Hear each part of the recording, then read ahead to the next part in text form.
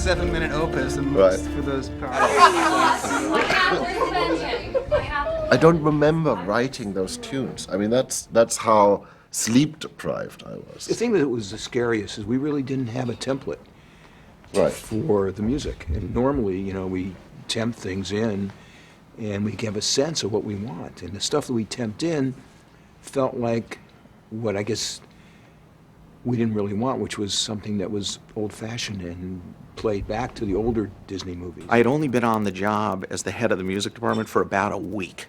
And all of a sudden, there is an urgent call. We need to rush out and make a deal with Hans Zimmer. I just remember going home and staying up for a day and 2 nights or something like that. And all I You remember. did your best work. I know. Apparently, that's what you keep telling me. It was like days of just locking yourself in, and what came out was amazing. The next day you showed up with 7 minutes in which every tune in the movie was saved, maybe one or two was there. When Gore was talking about the pirate movie, I just didn't think it would ever work. And then when he showed it to me, that was the sort of the great moment, one of the great moments. I love being wrong about this stuff. I love not being able to imagine what the guy can imagine. It's really, you have to have a kind of passionate madness. The biggest struggle in the beginning was really to find the tone of the music. I mean, we struggled for almost the entire shooting period, and when we saw all the first cuts.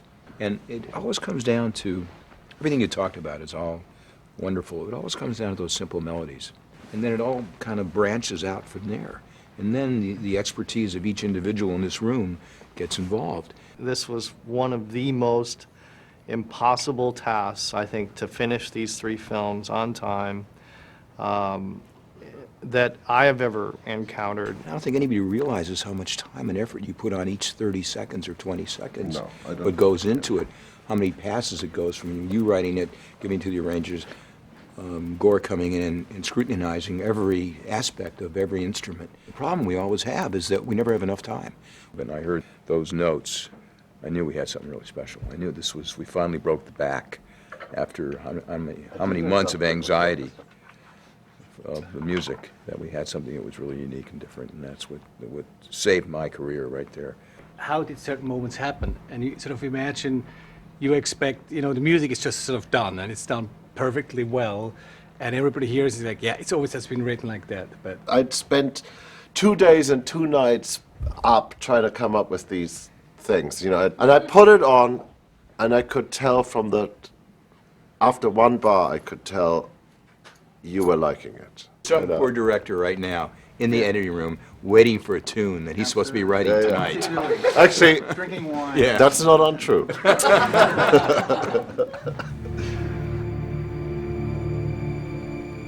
On P3, Gore said that nobody was allowed to shower, shave, cut their hair, groom at all to be in the whole Pirates thing, and so I had a full beard and hair.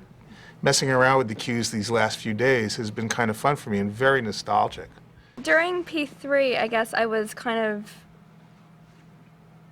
doing overdubs, I suppose, like working with all the musicians that would come in for overdubs, and it was a lot of fun. It was a great time. I was in a room every day for about 4 months with Slam. And but we had every single overdub musician coming through, from cymbalom to saw to accordion, nipple gong, like everything. I can't believe you just made me say that.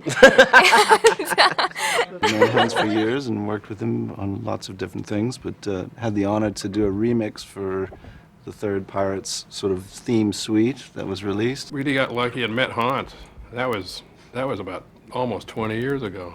And he was nice enough to let me learn on the job, because it was what we did was based on common sense rather than schooled study of orchestration itself.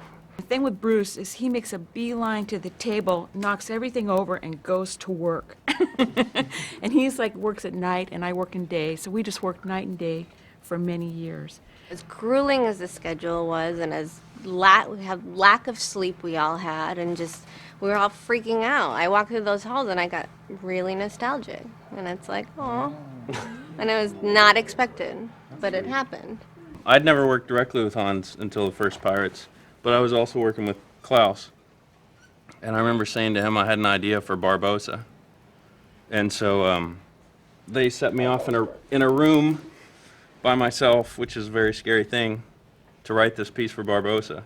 And he'd poke his head in every now and then and go, yeah, that's cool, keep going.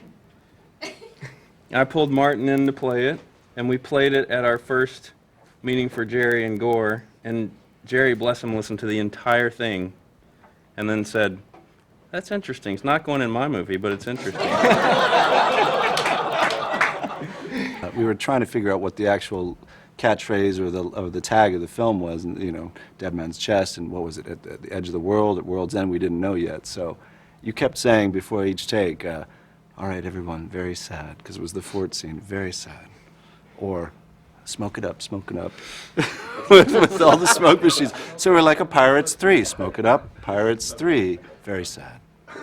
Those were our two things, anyway. I enjoyed 3 more than 2, mainly because of the fact of where we were up at Disney. We had everybody there, and we were right next door to Melissa. You know, something happens if you're all in the same place.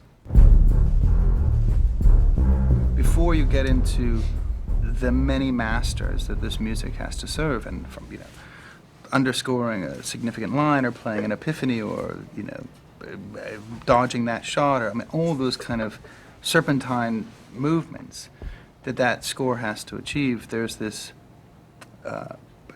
what is the character? I mean, there's a discussion about what is the character, what is, and usually we have the discussion. I mean, we had a film at that point, a rough cut of a movie, so that was, you know, pretty apparent, especially when we're, you know, dealing with Jack's theme, you know, that it has to, you know, come from his head. He is a kind of, you know, self-myth propagator. It has to be the music that he's hearing in his head, you know, as his boat sinks. And I think that was really the, you know, Jack's theme was the first task. Before we were playing the comedy, it got silly in all the Well, the attempts. thing is, we never commented on him. We That's were right. playing him as the way he felt about Well, himself. that's right. He believes he's the greatest pirate that ever lived. Right. He is. It's like myth, self-induced mythology. You know, he's completely, and that's what makes it absurd. I mean, that you just nailed it. It's like if you play for comedy, you're not going to get comedy. I mean, you have to